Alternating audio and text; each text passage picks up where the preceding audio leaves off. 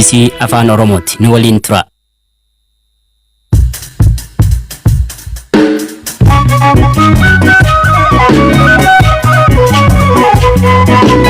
Ashama akka moltan sagantaan BBC Afaan Oromoo wixata galgalaa eegalee xiyyaara Somaaliyaatti kufeen lubbuun namaa darbu lafa hektaara 46 Finfinnee keessa seeraan ala to'achuun namni shakkaman hidhaa bahaniiru.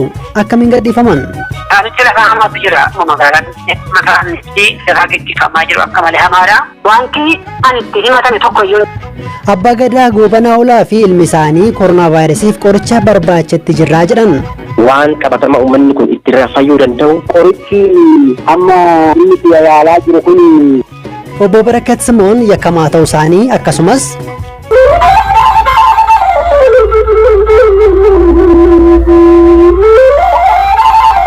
sababa pirezidantiin Eertiraa Itoophiyaa dhaqanii fi kaanis qabna ammayyuu taanaadha.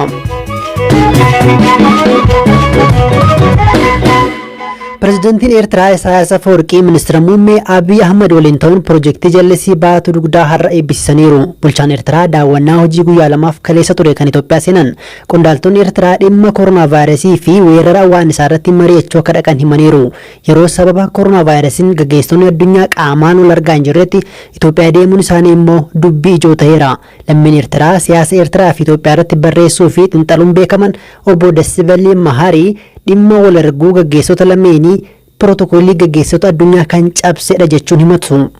Dr. Abiy nay President Isaayasin gaggeessitootni lamaan yeroo kana waa'ee weerara koronaa fi awwaannisaa mari'achuuf qaamaan wal arguun isaanii nama ajaa'iba. Sababni isaa gaggeessitootni addunyaa dhimma kamirrattiyyuu mari'achuuf tooftaa addaa fayyadamu. Kanaaf dhimmi wal arguu isaanii kan akka hin taane namatti agarsiisa.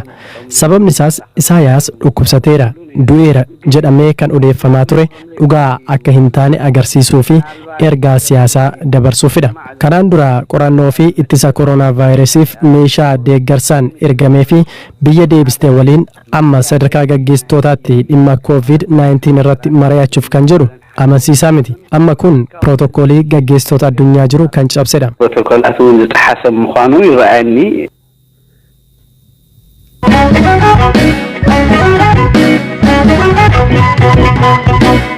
Sababa koronaa vaayirasiin biyyoota addunyaa hedduu keessatti nama hojii dhiisee qeetti galeera. Namoonni mana ooluu isaaniin immoo akka hin mukoofneef ispoortii dalaguu, kitaaba dubbisuu akkasumas immoo kan jaalatanis hojjetu. Kanuma keessa garuu waan ijoollummaan gochaa turretti deebineerraa kan jedhan obbo Daanyaachoo Baayyuu ulullee ijoollummaatti abbaa isaanii jalatti baran yeroo ammaa taphataa akka jiran himu. Kanaanis maatii isaanii bashannansiisaa akka jiranii fi namoonni kaanis akka itti bohaaran miidiyaa hawaasummaa gubbaa akka gadhiisaa jiran himu.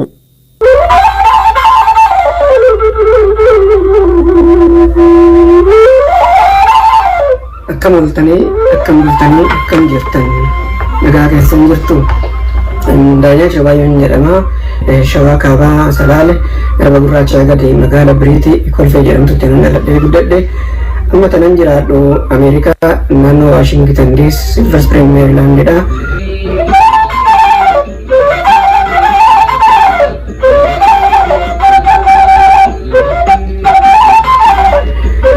Biyya jirru kanatti dhukkubichi waan baay'ee hammaateef jecha manaan baanu akkasitti kan of eegaa jirru. Mana baanus immoo of eeggannoo guddaa goona waggaa mana baanu.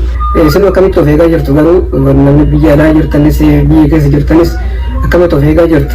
Furguggeedhaa fi bara gadi jananii dabarsanii gadi janii dabarseetii kun mana oolla. Guyyaa guutuu mana oolanii manatti bulanii boruus akkasumatti ooluun baay'ee waan nama dadhabsiisu jechuudha. Ani akkuma agartanii ululleedha tananii taphadhu ulullee riikoordii godhee qofan feesbuuk irratti gadhiisaa yuutuubii irratti nan gadhiisaa. Yoo televezyiinii banan sa'aatii 24 waama dhukkuba kanaa namni mana qabamee namni mana du'ee namni mana akkami ta'ee kanuma jedhu kanuma cinquu miree wanni nama kannoo jedhu hin jiru. Kanaaf ani tanan kana gochaa jiru.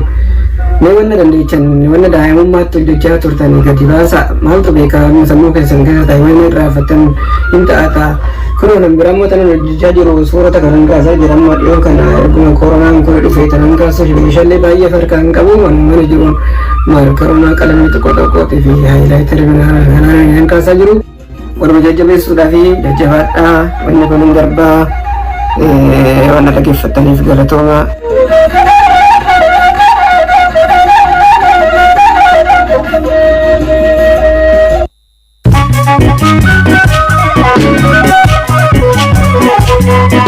Dhaggeeffattoota keenya sagantaa reediyoo BBC Afaan Oromoo wixata galgala dhagaa jirtu oduuwwan gaggabaaboo isin biraan gahaa xiyyaarri gargaarsa geessaa turte har'a waaree booda Somaaliyaatti kufee lubbuun namoota 6 darbu gabaasaaleen himan. Xiyyaarri kun dhihoo buufata xiyyaaraa Bardalleetti kufuutu himame. Qondaalli mootummaa duraanii obbo Barakat Simoon himannaatti banameen yakkamaadha jedhee manni murtii himannaa isaanii fi kaan himataman irratti murteen gaafa roobii beekama. Biyya Jibuutiitti lakkoofsi namoota koronaa vaayirasiin qabaman dabaluun yaaddootti uumuu naannoon Affaar beeksise. Hoogganaan itti aanaa biiroo fayyaa naannichaa obbo Yaasiin Habii BBC'tti akka himanitti uummanni wal keessa waan deemuuf akka yaaddaan himaniiru. Lakkoofsi namoota Itoophiyaatti koronaa vaayirasiin qabaman 140 ga'e har'a 5 irratti kan argame yoo ta'u 5 keessaa 3 Puuntlaandii kan dhufanidha. Donald Trump koronaa vaayirasiidhaan lammiileen Ameerikaa 100,000 ol du'uu akka danda'an akeekkachiisan hanga ammaatti 67,000 ol du'aniiru. Pireezidaantiin Madagaskar biyyattiin qoricha COVID-19 biqiltuu Artemisia jedhamu irraa argadhe jettee dhukkubsattoota irratti yaaluu akka eegaltu himan. Lammiileen Madagaskar biqiltuu kana akka dhaabanis dhaamaniiru.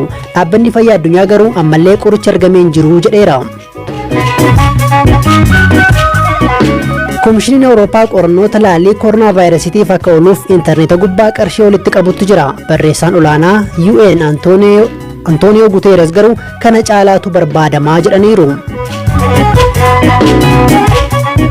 Raashiyaatti guyyaa tokkotti namoonni 10,000 ol COVID-19 qabamuutu himame. Kunis lakkoofsa namoota biyyattii keessatti vaayirasichaan qabamanii 100,000 fi 45,000 ol geessiseera.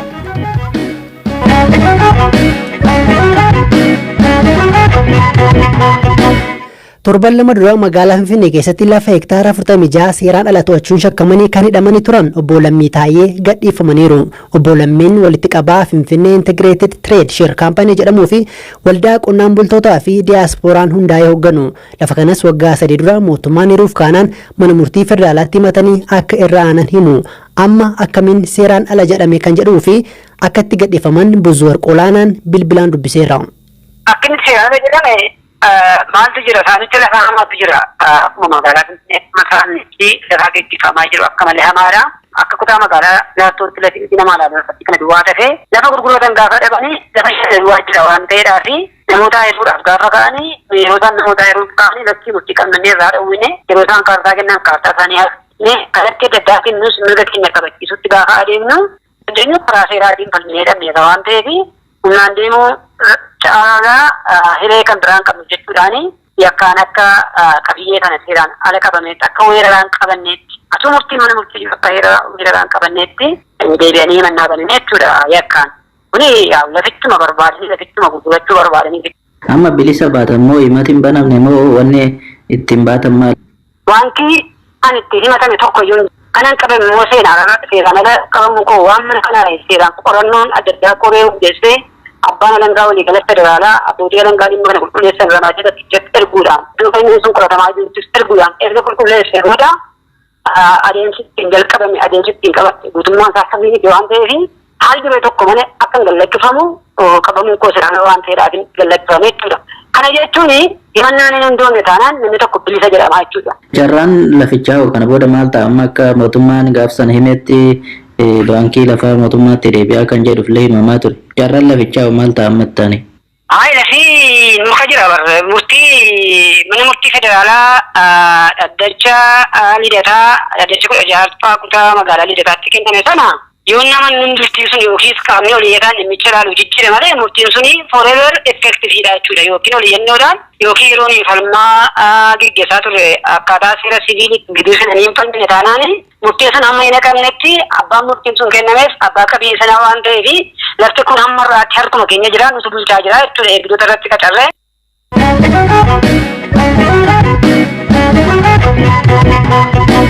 Xumura irrattis biyyoonni addunyaa garaagaraa qoricha dhukkuba koronaa vaayirasii fayyisuu danda'u barbaadaa fi yaalii gochaati jiru. Hanga ammaatti qorichi guutummaan dhibee kanarraa nama fayyisu garuu hin argamne.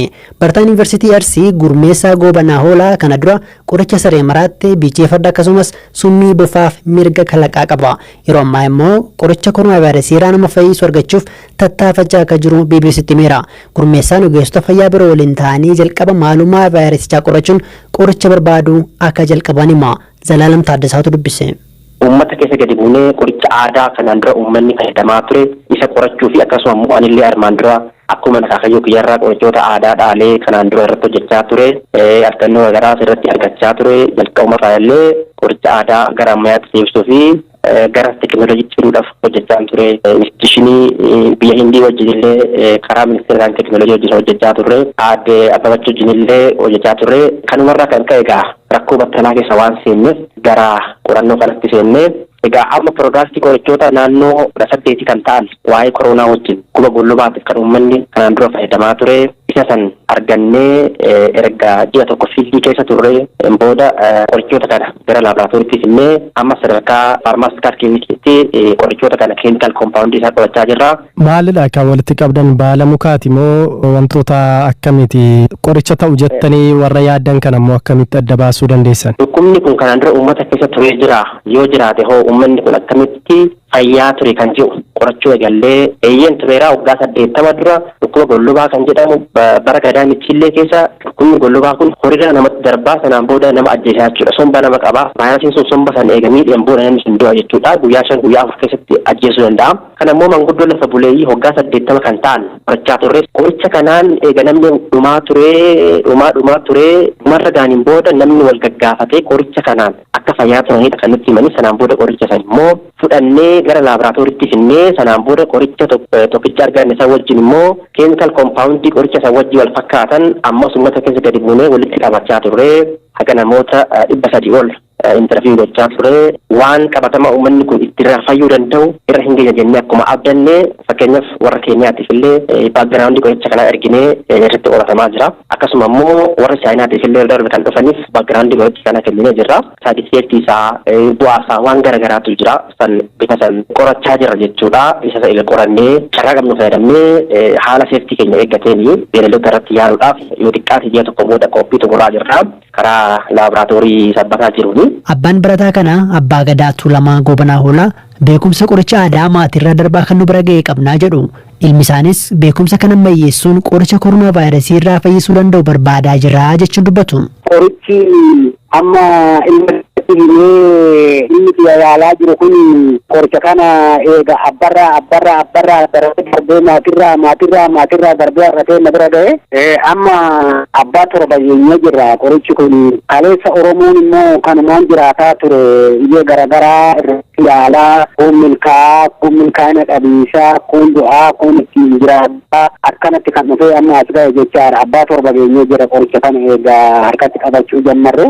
Har'a immoo ilma kiyyarra ga'ee har'a immoo dhibee kooronaatti hin ta'uu kana maal seete haadha rabbi milkeessee kun sirriitti ifa bahutti afaan guunnee dubbachuu hin dandeenyu.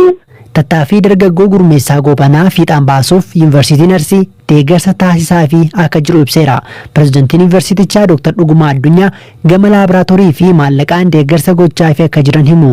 Amma immoo qoricha aadaatiin wal qabatee kanaan dura waan kana fakkaatu uummanni akkamitti isaa ture qoricha akkamitti fayyadamaa keessattuu biqiltuu naannoo jiru wajjin eksperiiyaansii kanarraa ka'een illee hojii baay'ee hojjetaa jira. Nuti sagaa kanarratti hundoofnee gargaarsa deeggarsa godhaafii jirra. Hojii baay'ee abdachiisaadha kan hojjetaa jiru. Maallaqaanis gorsaanis gargaara barsiisonni taa'ii. Irra caalaa immoo neetwoorkii akka uumu irratti deeggarsa kan goonuuf neetwoorkii dawaa aadaa kan beekumsa biyya keessaa wajjiniin wal qabatee ministeerri saayinsii teeknooloojii fi dhaabbanni warra dawaa biyya keessaa kan aadaa kana sappoortu godhu wajjiniin walitti wal quunnamee hojjetaa jira.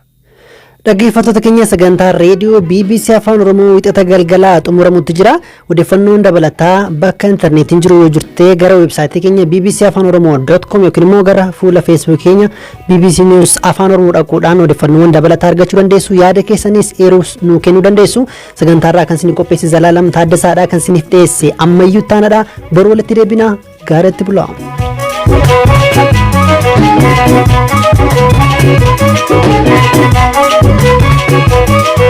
Thank you.